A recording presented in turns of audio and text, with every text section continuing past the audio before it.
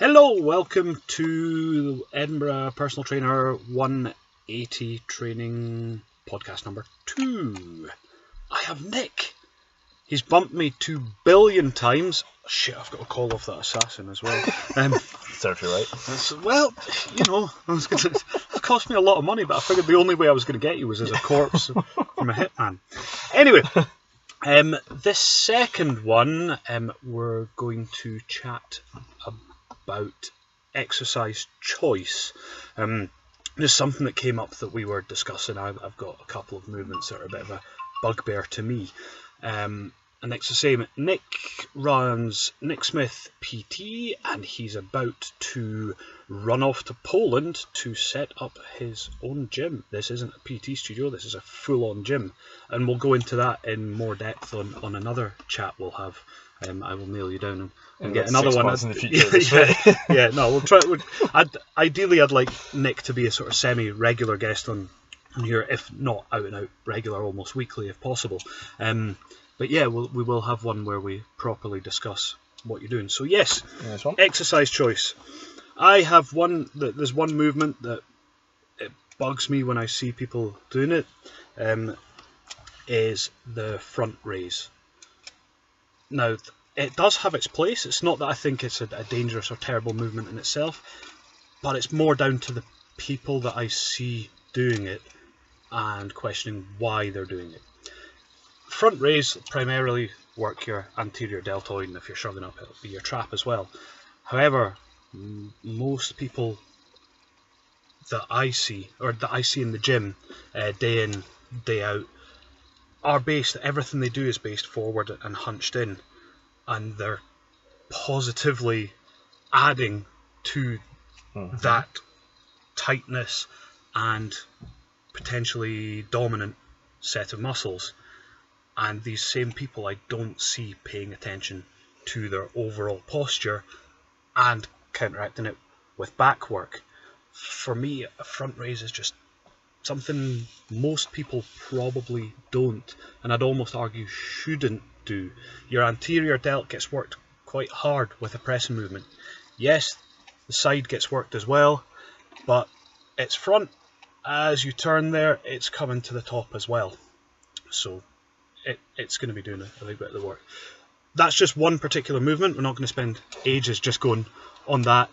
But then I suppose that led into the discussion of, well, yeah, that's one, but then you could also pick any chest movement, any ab movement, any quad movement, anything else that more often than not, when you see somebody training, they are dominant to that front part. The mirror muscles. Yeah, yeah. If you can see it in the mirror, you focus on it. So you could almost argue the whole thing's in the front, if it's physique-wise that we're talking about. Mm-hmm.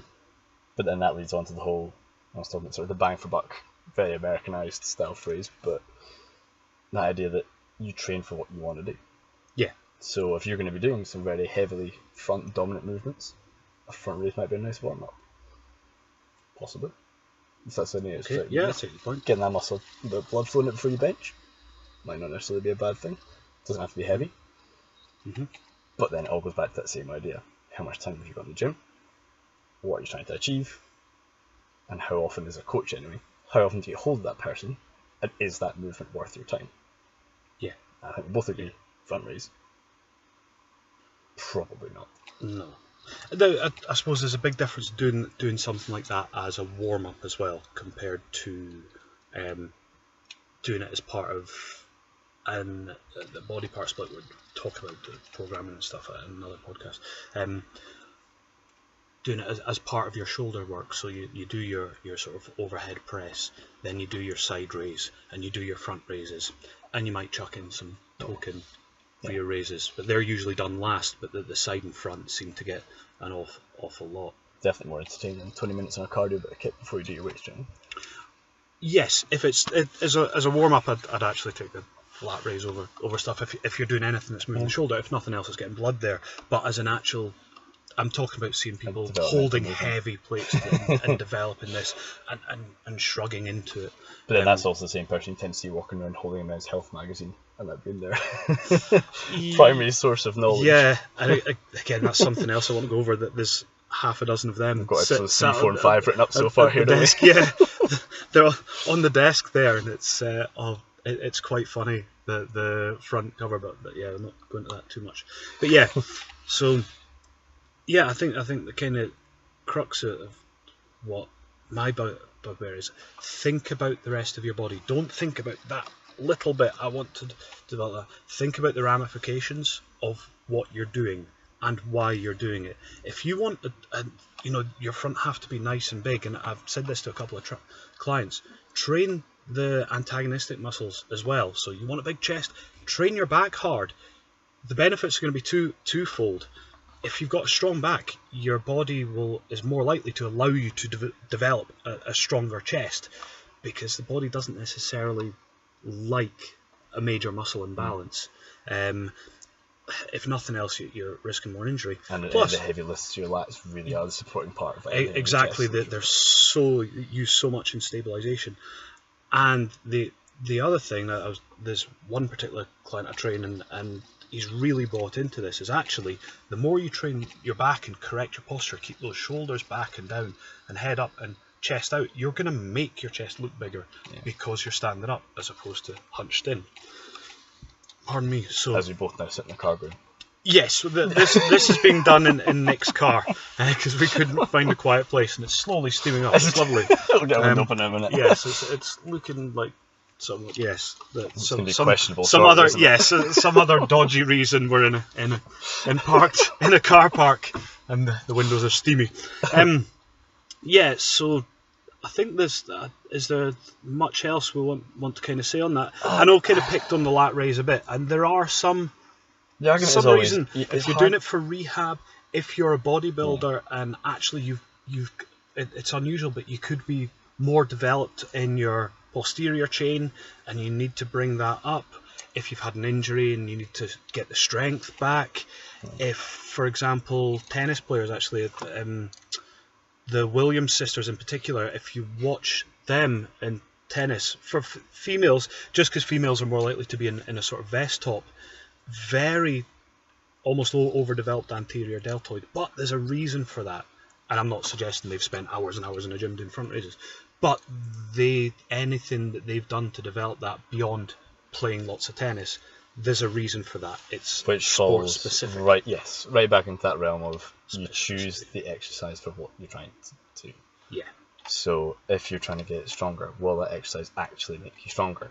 If you're trying to get faster, will that make you faster?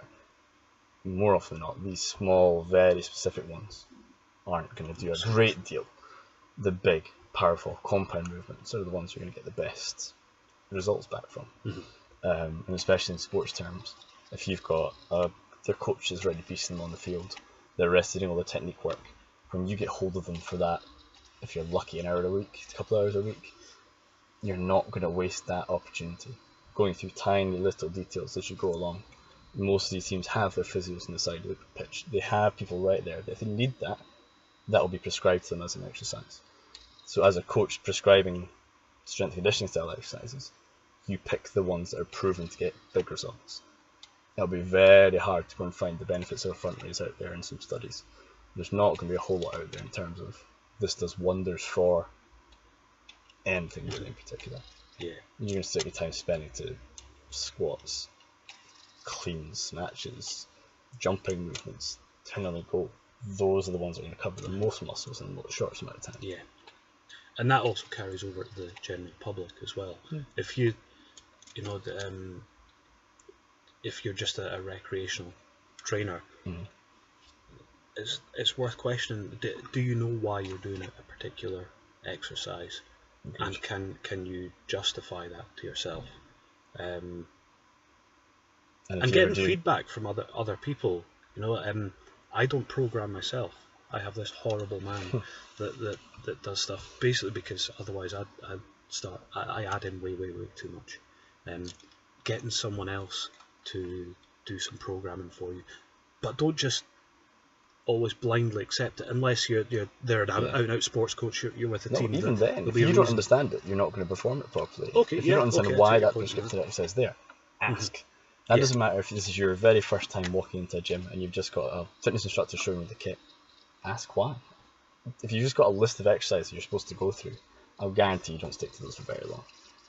You don't know why they're there. You don't know what the benefit is. You just know you're sore the next day, and when you put the weight up. Yeah.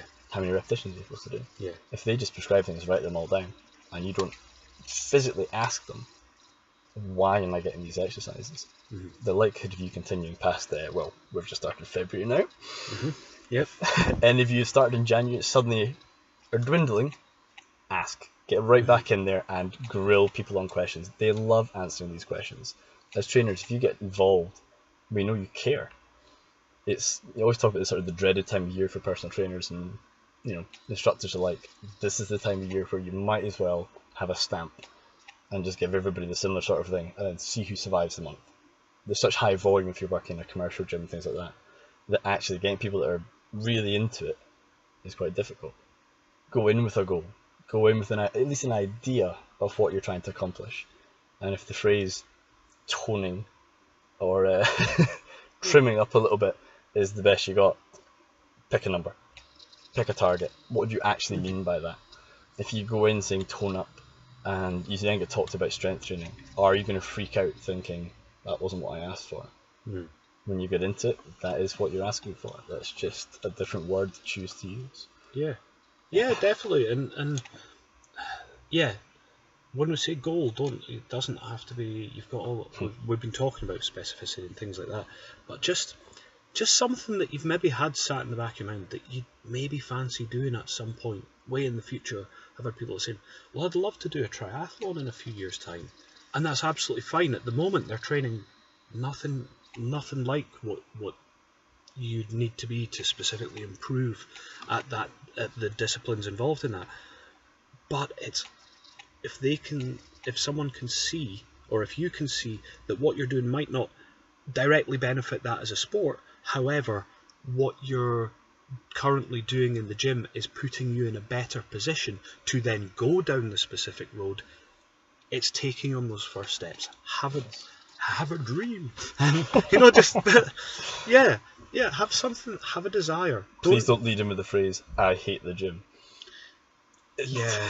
It's a far overused comment at this time of year. Yeah, if you hate the gym, try and accept that if you decided to make that change, whether it be athletic, whether it be physique, whether it be whatever it is you've chosen, try and go with at least a little bit of positive attitude and ask these questions again. Ask about the exercises, going back on point. Ask, will that get me there? Yeah. If you say, I want to lose a few pounds, when somebody says, oh, I'm going to give you this exercise, and somebody gives you a squat and you find it difficult to learn and it feels awkward, ask, will this actually benefit me? And your trainer should absolutely be able to sell you, especially a squat, they should be able to sell you these big movements, left, right, and centre, to a point where you're completely convinced by the time you walk out the door that it's worth your time learning it and performing it over and over and over again. And if you go in saying you want to lose a few pounds and all they have you doing is front raises and bicep curls, yes, ask, run and watch them try and sell that to you. Ask for a qualification immediately. What are your thoughts are for table 2? Okay, I think we've covered everything we'd like to there. Again, these are just kind of short and sweet sort of things. So. If I haven't bored you to death on that topic already. We're gonna try and do this on a weekly basis. I've got I think I've got Craig Smith lined up for next week. There's another PT here, but fingers crossed we'll be able to keep in touch. And we'll maybe be some split screen stuff as we do it over Skype and things.